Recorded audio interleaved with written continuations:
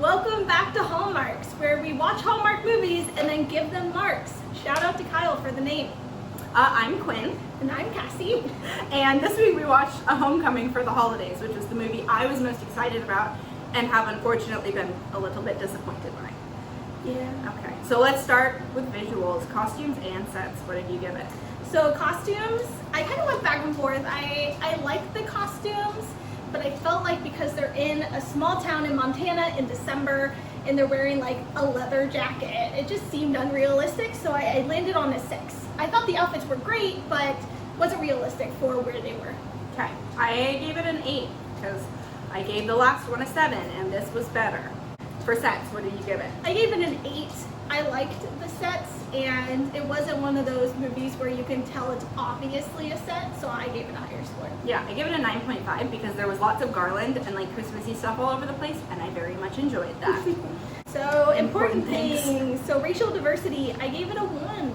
Samesies! I think that's the same as last week. Yes. I gave it a 1 because there were people of color, but that is all we can say about that.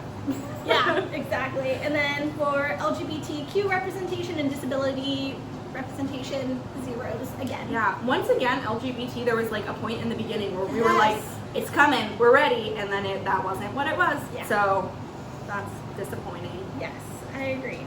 Okay, meet cute. We liked this meet cute. You go for it. I gave it a 9 for level of cuteness and an 8 for uniqueness. I gave it the exact same.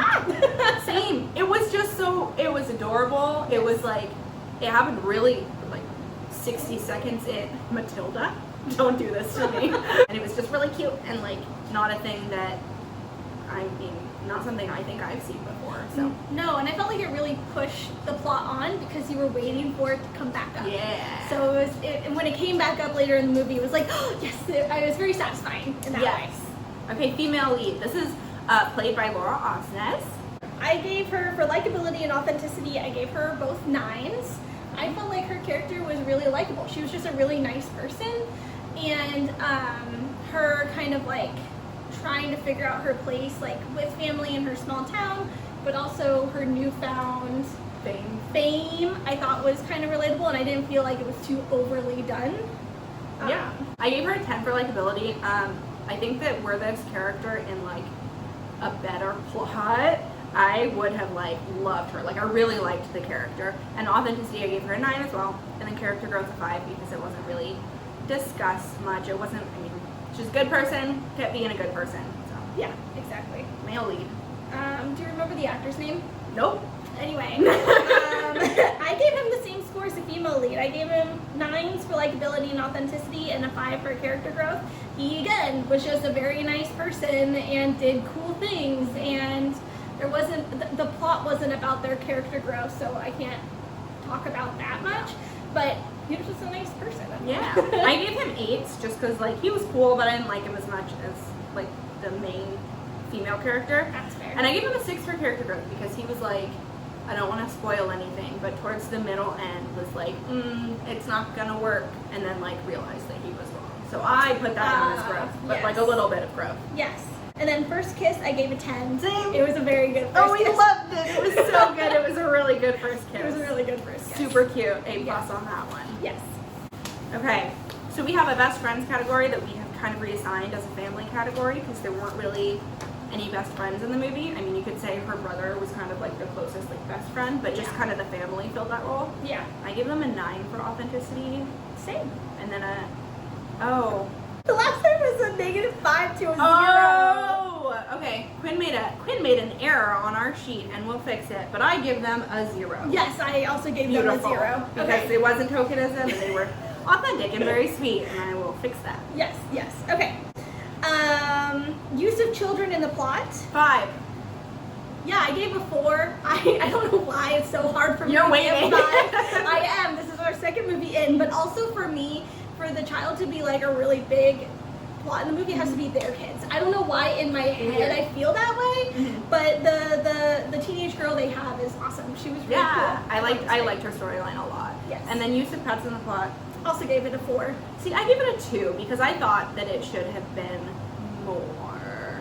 Oh, I like the think- first movie where the dog is kind of like the big part. Okay. Yeah, so in this movie, this isn't really a spoiler, there are a lot of military tones in these movies that we've been watching, Yes. which is interesting. Yes. So we have kind of a vet whose story is about having this like support dog, and I wish that had been something that was talked about more, because then I could have counted that as like disability representation. But it was That's kind of just true. like, he's a friend, and it wasn't really like explored very Yeah, well. that's fair. Okay, predictability. I gave it a 5. Right in the middle. It wasn't too predictable. There was a few times where it was like, oh, huh, okay. But it also wasn't so like off the wall wild that I had no idea where the story was going. Like the story was easy to follow without knowing exactly what was going to happen next. Yes, I agree. The dog safety of the movie, again, it's a 1. This is not a dog safe movie. Wow, I gave it a much higher score. I gave it a 3 and almost a 4 because you only had to leave the room twice. Compared to the first movie, you like... I don't know. I guess my threshold for how dog safe it is very low, and Matilda barked a lot. There were 2 dogs in this movie. Once again, if you have a dog or a cat that is very reactive to animals on TV, I don't know if you're ever going to be allowed to watch a Hallmark movie again because it's bad. Yeah. Well, and I think for me also, there was a substantial amount of time we got into the movie before the dog was even a thing. Yeah. Because the first movie, the dog was so crucial to the plot that it was like first 5 minutes of the movie you meet the dog and it's throughout the entire movie, whereas this one, you didn't even meet the character with the dog until halfway through. So it was like dog safe for 30 minutes and then the rest was a little bit harder. Yes, I agree. I gave it 3 extra points because they talked about Dolly Parton 3 times in this movie. I gave it 2 extra points for Dolly Parton quotes. We love it. We love the Dolly. Okay. And then bonus points, they get +1 for tragic parent relationships. Yeah, we had lots of dead parents in this movie. Yeah. Yeah, so that's sad. But no other bonus points. They didn't, there wasn't. Wait. Oh, I guess, okay, that's a difference because to me Laura Osnes is a recognizable actress. So I put her down as That's such. fair. I didn't recognize anyone in the movie, so Yeah. they didn't get a bonus point for me. And there was no snow activities. Yeah, it was sad. Did you put, they say the name of the movie? No, they did Okay. not say the name of the movie in this movie either, and I'm Disappointing. starting to get disappointed about it. My score is a 60.5%. Beautiful. What was your score last time? My score last time, if I can find it, was a 56.5, but also last time, if I didn't like the character growth, I would have done a 0 instead of a 5. So I think that's why it bumped up my score, even though my reasonings were the same for both movies. Yes, I understand that. So for this movie, I gave it a 64.25, and I think you might remember that the last movie I gave a 64%. So far, I'm not sure. I mean, the things that I liked in this movie were certainly different than the things that I liked in the last movie. Yes. And I would say overall, I liked Right Before Christmas better than I liked A Homecoming for the holidays, which is disappointing because I wanted this one to be really good, but it was middle of the road. We did not talk about what movie you should watch instead.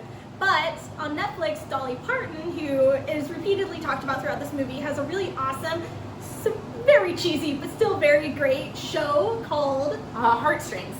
So you should go watch Heartstrings if you're looking for some cute, cheesy country music, but with good singing. with some good singing. There's weddings in that. Weddings and Christmas in my brain are very close. So Lots of maybe- diversity and lots of Yeah. really tougher topics love to it. discuss.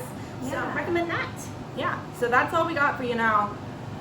We're gonna go turn. The AC has been on this whole I time. know. It's Okay. it's 85 degrees, guys, and we've committed to Christmas, so Yes. we're sweating over here. Yeah. But anyway, don't watch it. It's not that great. Yeah, it wasn't that good. I wouldn't watch it. I'm still waiting for a terrible, terrible one. This wasn't terrible, but I wouldn't watch this again, whereas right before Christmas, I would watch again. Yes, agreed. Well, until next time, bye. Get me out of here. It's so